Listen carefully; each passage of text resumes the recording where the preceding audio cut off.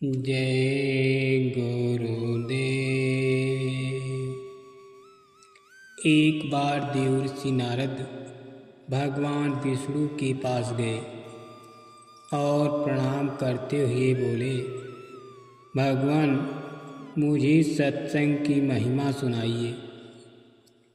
भगवान मुस्कुराते हुए बोले, नारद तुम यहाँ से आगे जाओ, वहाँ इमली के पेड़ पर एक रंगीन प्राणी मिलेगा।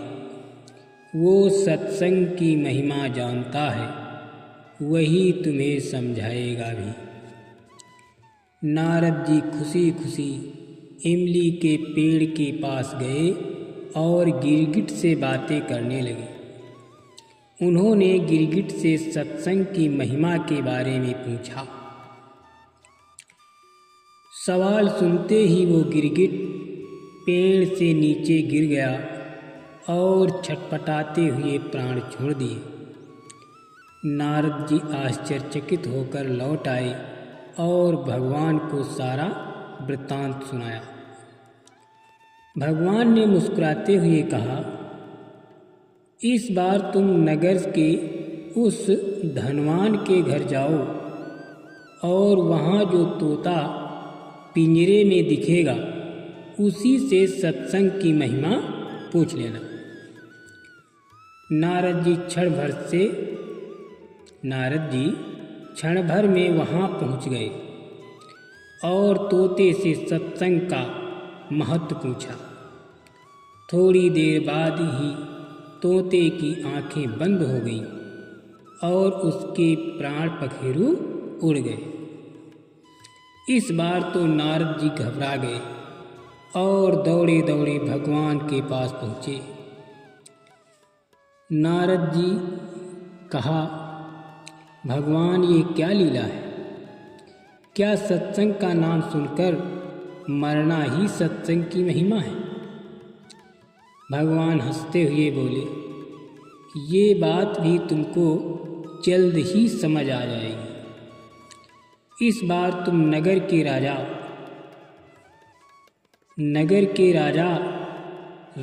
के महल में जाओ और उसके नवजात पुत्र से अपने प्रश्न का उत्तर पूछो। नारद जी तो थर-थर कांपने लगे और बोले, अभी तक तो पक्षी ही अपने प्राण छोड़ रहे थे, इस बार अगर नवजात राजपुत्र मर गया तो राजा मुझे जिंदा नहीं छोड़ेगा। भगवान ने नारद जी को अभय दान दिया। नारद जी दिल मुट्ठी में रखकर राजमहल में आए। वहाँ उनका बड़ा सत्कार किया गया। अब तक राजा की कोई संतान नहीं थी, अतः पुत्र के जन्म पर बड़े आनंदोल्लास से उत्सव मनाया जा रहा था। नारद जी ने डरते डरते राजा से पुत्र के बारे में पूछा।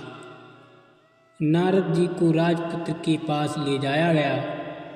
पसीने से तर होते हुए मन ही मन श्री हरि का नाम लेते हुए नारद जी ने राजपुत्र से सत्संग की महिमा के बारे में प्रश्न किया तो वो नवजात शिशु हंस पड़ा और बोला, महाराज चंदन को अपनी सुगंध और अमृत को अपने माधुर्य का पता नहीं होता, ऐसे ही आप अपनी महिमा नहीं जानते, इसलिए मुझसे पूछ रहे हैं।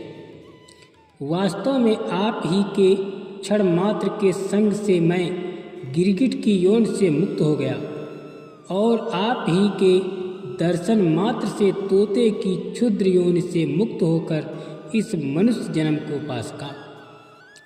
आपके सानिध्य मात्र से मेरी कितनी सारी योनियां कट गईं और मैं सीधे मानव तन में ही नहीं पहुंचा, अपितु राजपुत्र भी बना। ये सत्संग का ही अद्भुत प्रभाव है। बालक बोला, हे ईश्वर, आप मुझे आशीर्वाद दें कि मैं मनुष्य जन्म के परम लक्ष्य को पा लूं। नारद जी ने खुशी खुशी आशीर्वाद दिया और भगवान श्री हरि के पास जाकर सब कुछ बता दिया।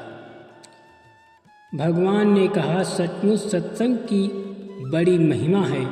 संत का सही गौरव या तो संत जानते हैं या उनके सच्चे प्रेमी भक्त। इसलिए जब भी मौका मिले सत्संग का लाभ जरूर लेना चाहिए। क्या पता किस संत या भक्त के मुख से निकली बात जीवन सफल कर दे। इसीलिए परम पूज्य बाबा जय गुरुदेव जी महाराज बताते हैं कि बच्चा सत्संग में आया करो। सत्संग कहीं भी मिल जाए उसको छोड़ा नहीं जाता है, उसमें अवश्य भाग लेना चाहिए। सत्संग की एक बात अगर आपने पकड़ ली आपका जीवन सुधर जाएगा। जय गुरुदेव।